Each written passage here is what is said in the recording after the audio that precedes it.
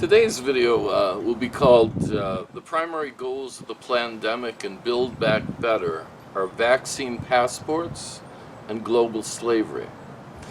When you're done watching this video, I encourage you to subscribe to my Substack newsletter and read through the links I will provide in the comments. My occupation was that of a healthcare analyst. I also worked 5 years in medical research. My avocation has been that of an activist and journalist. In the 90s, I organized the first global protests against the drug war. Today, I'm helping to organize global anti-globalist protests and other initiatives against forced vaccinations, vaccine passports, and the Great Reset, whose goal is global enslavement. The slogan for the Great Reset is parroted by Biden every day: build back better. Yet idly, corporate media avoids connecting the dots. Perhaps they understand that if the American people understood this, it might just unleash a second American Revolution. Sadly, I do think a peaceful, global, anti-globalist revolution is now in order. As I will explain shortly, the universal availability of the Ivermectin Protocol should stop COVID deaths in their tracks and end both forced vaccination and the vaccine passports. As Naomi Wolf has explained, vaccine passports will be used to enslave every human on planet Earth. This is why globalist corporate media has attacked anti-parasitic drugs such as hydrochloroquine and ivermectin beginning in March of 2020 during the Trump administration. Without forced vaccinations, you can't implement universal vaccine passports, also called green cards.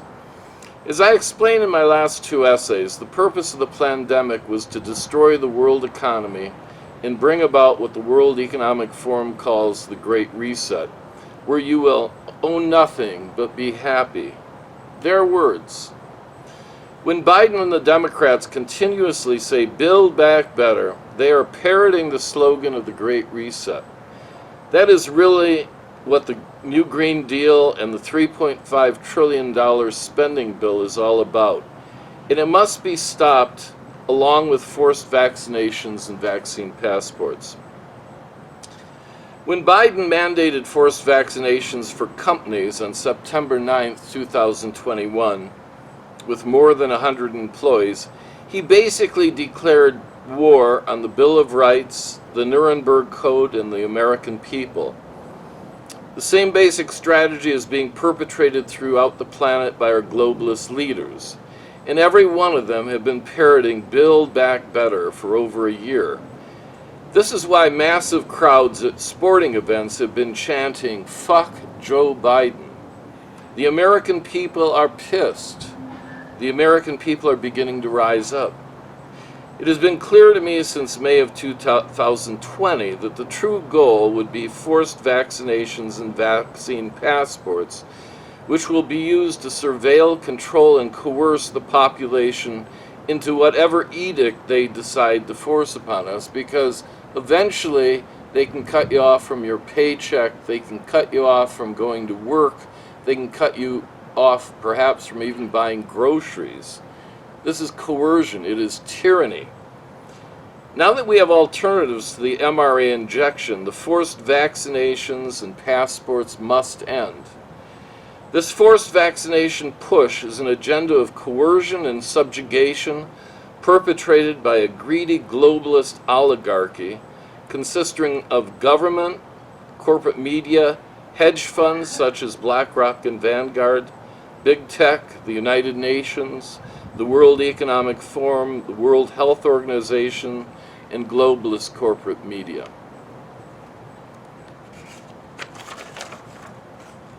They are all in lockstep with the globalist agenda, whether you define that by the UN's Agenda 21, the UN's Agenda 2030, or the World Economic Forum's Great Reset.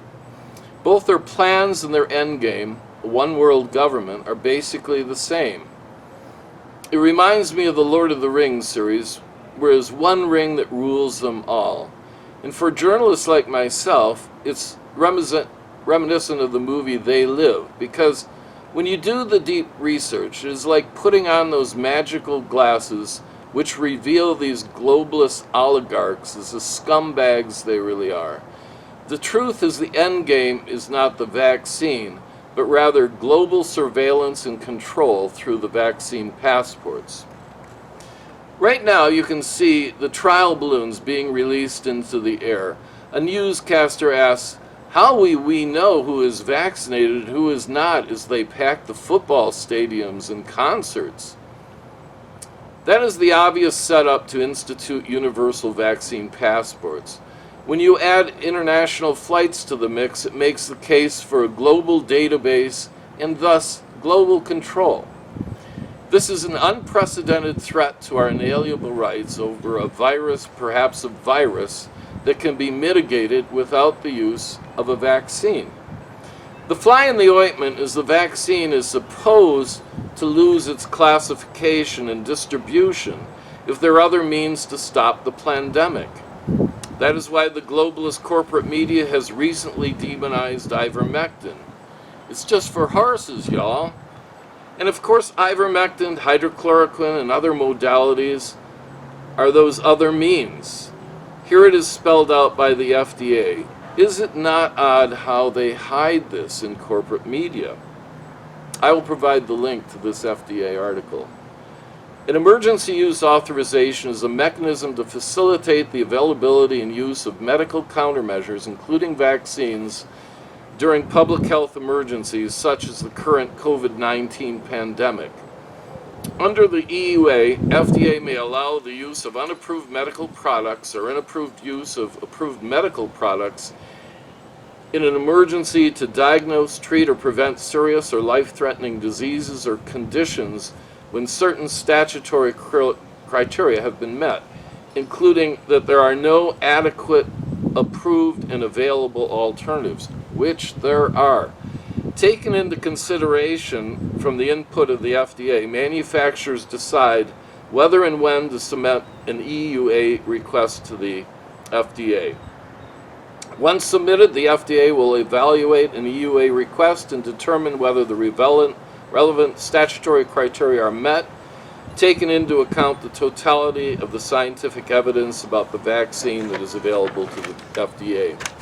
To summarize, the EUA authorization for mRNA injections must be stopped because there are now safer alternatives to the so-called COVID-19 vaccine.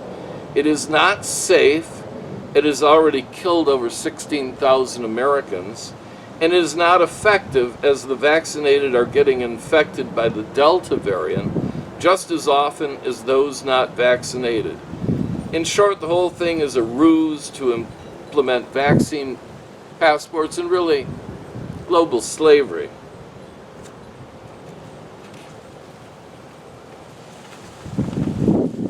So, what can you as a citizen do to help stop this madness? We, the people of planet Earth, must see this for what it really is, a globalist war against humanity.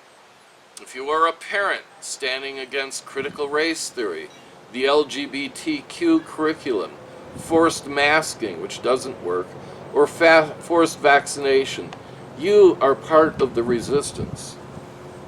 If you are being forced to get the mRNA injection, a nurse, a doctor, a teacher, a soldier, an employee in a company with more than 100 people, that's 100 million Americans, you are part of the resistance.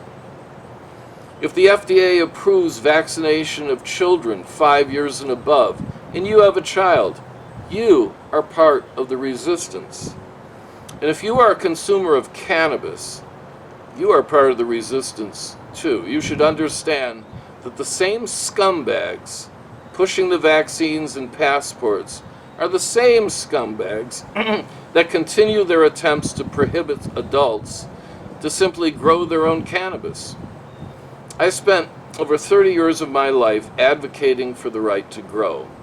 Symbolically, cannabis represents our inalienable right to choose what we consume. It is also a perfect example of the free market. Why should I spend $10 a gram at the dispensary when I can grow it for pennies a gram at home? The globalists want to control everything. And we, the people, are tired of being controlled. Now is the time for all of us, without regard to class, color, religion, political party, to stand up against this globalist agenda. We don't have much time. You need to attend protests, city council meetings, school board meetings. Speak out against all aspects of this globalist agenda. The sooner we unite, the sooner this will be over. No one person can change the globalist trajectory we are on. All of us is all we need. Rise up today and ensure a better tomorrow for all of us, our children, our grandchildren, tomorrow. So you're wondering why I have these plants around me. So, yeah, I've always seen cannabis as a symbol of freedom, inalienable rights, free markets, you know. God didn't put all these herbs on our planet so that Monsanto and other, companies can just monopolize it. It's kind of interesting. This year, I grew this is ice cream cake, grown from a seed, so it's kind of a hybrid, and you can see how it's got these long internodes between the buds, and it's kind of ganglia. And then on the other hand, over here, if you can see it, I'm not sure.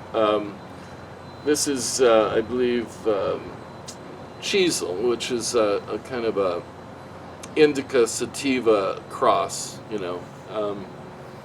It's all good. I'm not the greatest grower, and I thought, since I'm harvesting today anyway, I might as well show off my plants. And it's like I say, there is kind of a symbology to this, because I did spend 30 of my years as an activist writing and going to protests and speaking so that adults around the world could have the right to simply grow their own marijuana. So anyway, I'll provide links to some of my recent articles. If you go to the article I'll put called The Chronology of My Writings, which go back about 30 years, you'll find a thing to check on that you can join my Substack newsletter.